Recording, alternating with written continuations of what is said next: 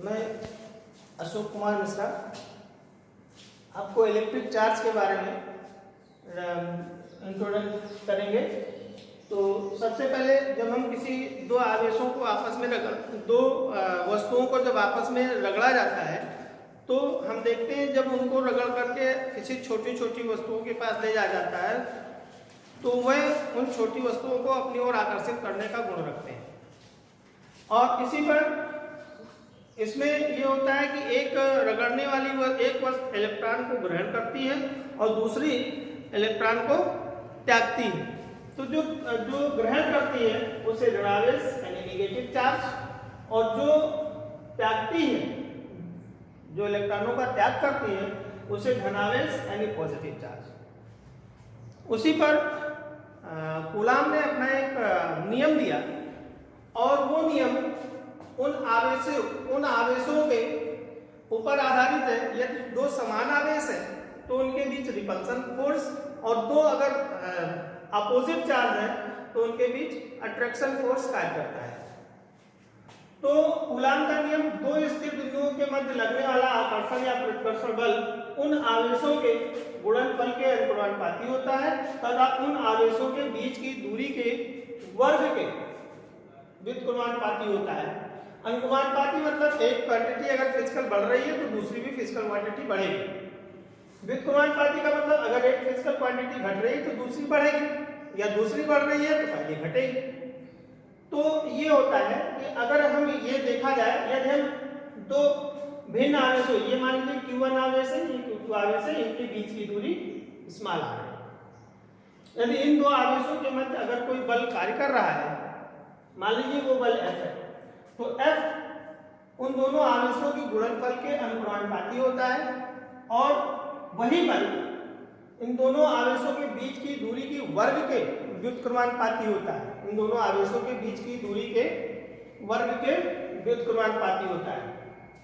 Numerically अगर इन दोनों equation को सम्मिलित करके लिखना चाहे तो हम इसको इस रूप में सम्मिलित करके लिख सकते हैं।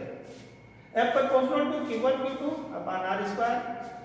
जब प्रोपोर्शनलिटी का चिन्ह हम हटाते हैं तो उनके बीच की कोई कांस्टेंट हमें जोड़ना पड़ता है, यानी F प्रोपोर्शनल टू स्मॉल के Q1 Q2 upon R square, जहां के एक अनुपाती नियतांक है, और इसे 1/4πε0 कैपिटल के से भी डिनोट करते हैं। इसकी न्यूमेरिकल वैल्यू 9 × 10⁹ होती है। और इसमें दो कांस्टेंट हमने और एक जोड़ा है, एक तो ये स्मॉल के है और दूसरा ये कैपिटल के। कैपिटल के को हम परावैद्युतांक कहते हैं। ये परावैद्युतांक का वायु अथवा निर्वात के लिए उसकी वैल्यू 1 होती है, और अगर किसी धातु का प्रयोग कर लिया जाए माध्यम को तो उसके लिए उसकी वैल्यू अलग अलग होती है। जैसी धातु होगी वैसी उसकी वैल्यू आपको डिफाइन की जाएगी। और इसमें एक ε0 है। ε0 निर्वात की वैद्युतशीलता कहलाती है। इसका मान 8.85 × 10⁻12 कूलाम स्क्वायर प्रति न्यूटन मीटर स्क्वायर। ये कूलाम का नियम है। इसी के आधार पर वैद्युत क्षेत्र की भी परिभाषा बताई जा सकती है।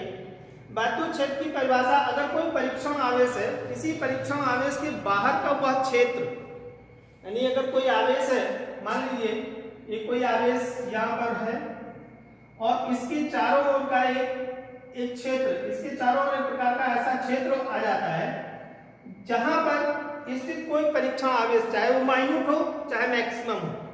तो माइन्यूट अगर कोई आवेश है तो अपने ऊपर बल का अनुभव करता है, अपने ऊपर बल का अनुभव करता है। किसी आवेश का कि बाहर का वह क्षेत्र जहां पर स्थित कोई परीक्षण आवेश अपने ऊपर आकर्षण या प्रतिकर्षण बल का अनुभव करता है, उसे हम वैद्युत क्षेत्र कहते हैं। इसी प्रकार इसी के आधार पर वैद्युत क्षेत्र की तीव्रता को भी डिफाइन किया गया है। उसको आपको नेक्स्ट वीडियो में बताया जाएगा। धन्यवाद।